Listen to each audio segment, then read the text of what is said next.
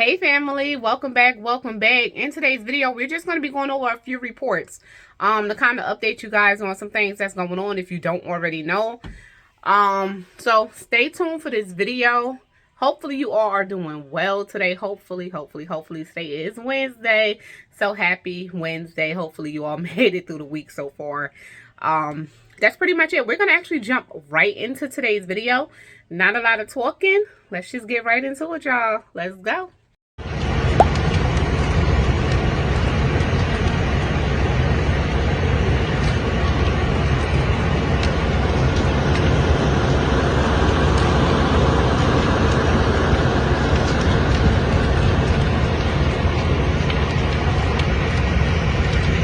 Just remember the plan. Welcome to 2030. I own nothing, have no privacy, and life has never been better. So remember what's being pushed for, okay? Remember that.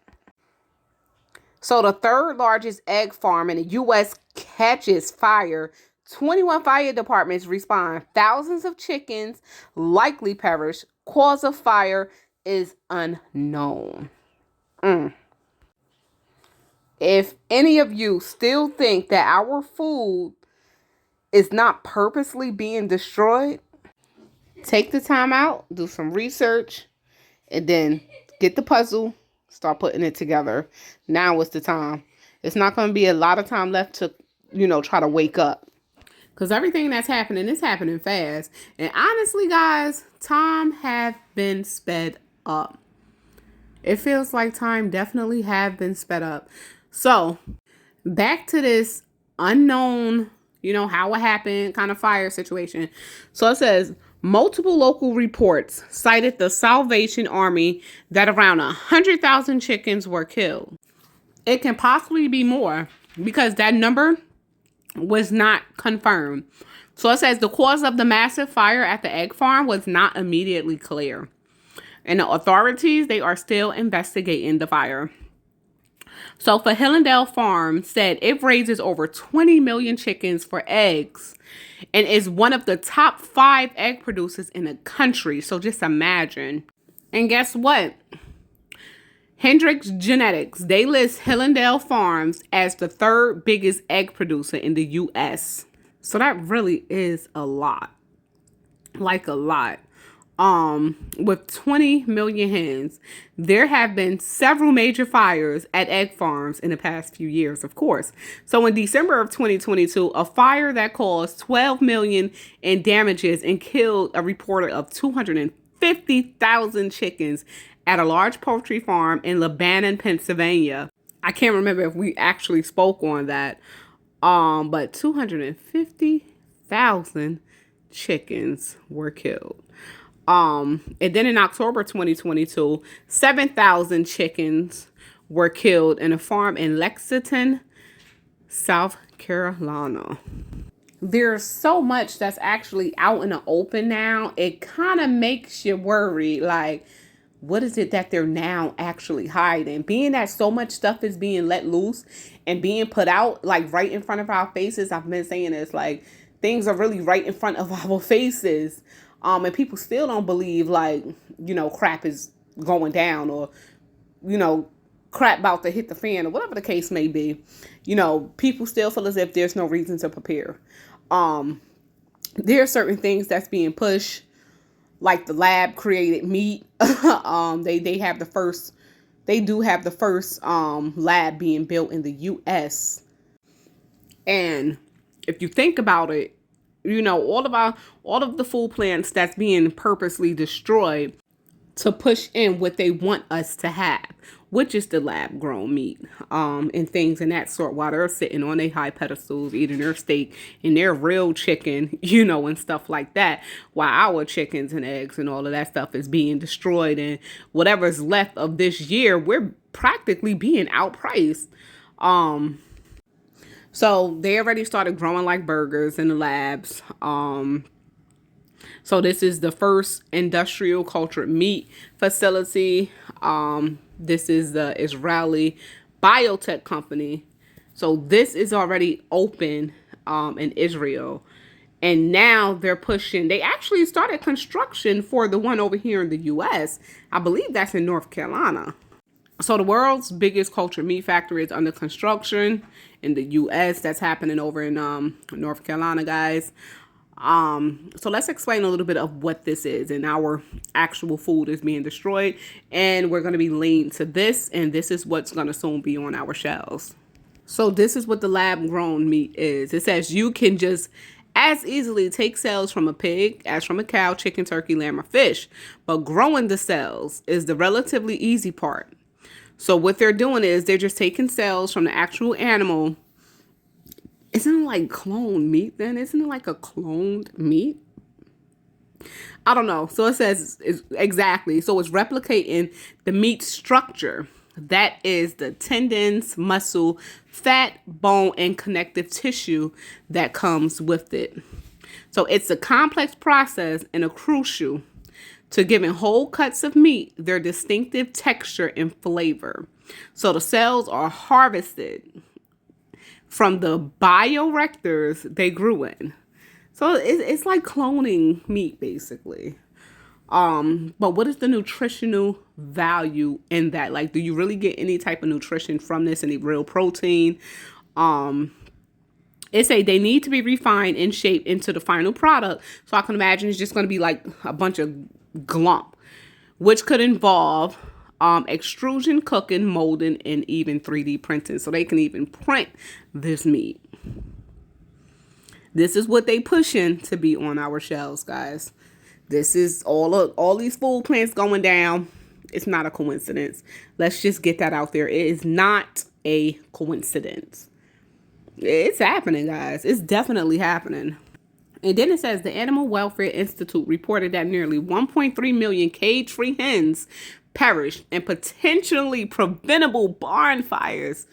Preventable in 2020. In December, egg prices, of course, then skyrocketed 60% more than a year prior. Guys, we're going to jump on this little wagon, and we just going to have to ride this thing out. I mean, I can do without eggs, but, you know, it plays a part in so much other things. How many other things require eggs, you know, that's made in the stores? You know, it affects the meat. You know, you won't get your chickens. It's a lot. And I'm hearing a lot about the food. Like, it's so, it's a controversial kind of subject because some people are saying, you know, the food that is for the hens and the chickens is definitely being tampered with, they're saying. While other people are saying, you know, well, in the winter months, they don't even lay, you know, as much, you know, as you think they would anyhow. While other people are saying, well, you know, they chickens and their hens, you know, they actually laid way more than ever before. So now a lot of chicken owners, hen owners are looking to switch to feed for their chickens. Lastly, let's check out what's going on with Google, because I did say I was going to share it with you guys on the crazy layoffs that's happening over there. And I'm not going to make it another video. You guys can see it right here, right now. Hey fam, welcome back. So we've been talking about the Google massive layoffs. And it's like employees are coming out left and right saying how they were laid off. Come on, ads. All right. So it says a Google employee of 11 years says he and his wife stared at each other in disbelief when they realized they've both been laid off by the company. So they laid off the husband and the wife. So not only did it become, was it a 2-income household? That went down to a 0-income household, just like that. Now that's pretty messed up. So it says, I'm going to just go over some key points. The Google employee said he and his wife were both laid off by the tech giant in Friday's mass call. So, Ashish, I guess I'm saying that right, wrote on LinkedIn that they stared at each other in disbelief that morning as their daughter slept. So Kelsey said He's on an H-1B visa and has a 60-day countdown to find a new role or leave the U.S. That's pretty messed up. There should be some type of heads up or something. So these two people, of course, were laid off. Though I believe the only warning that Google gave, unless, personally, because I don't work for them, personally, they went in and told certain employees, like, hey, we're going to have to lay you off. But the way that these stories are being coming out, it's like they're just literally laying people off. And like I said, the only warning that they gave him is like, hey, yeah, we got to lay off like 12,000 of you. Ain't no saying who, but we got to lay off about 12,000 of you. Person go on to say, I checked my phone and everything looked normal, except that it wasn't. My wife walked into the room, shell-shocked. I just held out my phone to show her the email I received. She's got one too. 2 out of the 12,000 Googlers were staring at each other in disbelief in that room while our 2-year-old daughter slept peacefully, not knowing, thankfully so, what just hit her family. So Kelsey said he worked at Google for more than 11 years, starting as an evaluator for the search quality on the trust and safety team in 2011. He said that he worked on a H-1B visa. So his immigration and him being able to be in the United States is now jeopardized. So the dreaded H-1B countdown has begun, and I'm starting to look for roles, he said. He has 60 days to find a new job, or his immigration would, I guess, be started. He can be deported. So Google, of course, Insiders, this website that I'm reading from, Google didn't respond to the request for a comment. So Google, I don't think that they're responding. Of course, Google did announce that they was doing like a massive layoff. Here's another person who says, let me see, Peekcha, I don't know if I'm pronouncing that right. Said he took full responsibility for the decisions that led us here. What, to just lay people off with no warning? Like the other story that I read, somebody tried to go into the building with their key card, didn't even know that they was laid off, and couldn't get in. That's crazy. So it says many Googlers have reported feeling stunned by the harsh and impersonal execution of the layoffs, whereby staff were notified by email the morning of, though. So it says another couple with a 4-month-old baby, they basically got cut off too. So the mother was on parental leave at the time. So now they gave her an extended leave with the 4-month-old baby. So someone's on parental leave. They're already out of work. And then for them to receive an email basically saying you ain't coming back. How y'all feel about these Google layoffs? I know not many people are probably following them, but it's interesting to me, at least, to see how these people are coming out and saying how they were laid off. It's interesting because it's ridiculous, and I feel for these people. So Howell said Google did not even respond to her about whether or not she would still get her maternity leave benefits. So of course, if she was expecting benefits before she actually went on maternity leave, is she still qualified to receive them benefits? Does she still have right to those benefits? So it says she gave birth to her second child on January 19th. She said that's barely 10 hours later, while she was in the hospital holding her baby, she found out that she was laid off from her job. So, of course, she was one of the 12,000 people. Like I said, they are letting go 12,000 employees.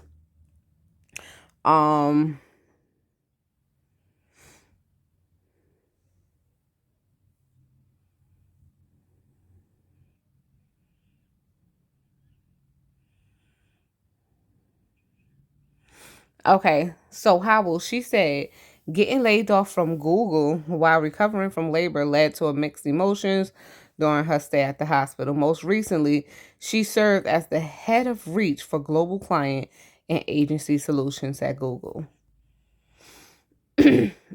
She used the hashtag the golden 12K, which has been used by a number of other ex-Google employees posting about their retrenchment.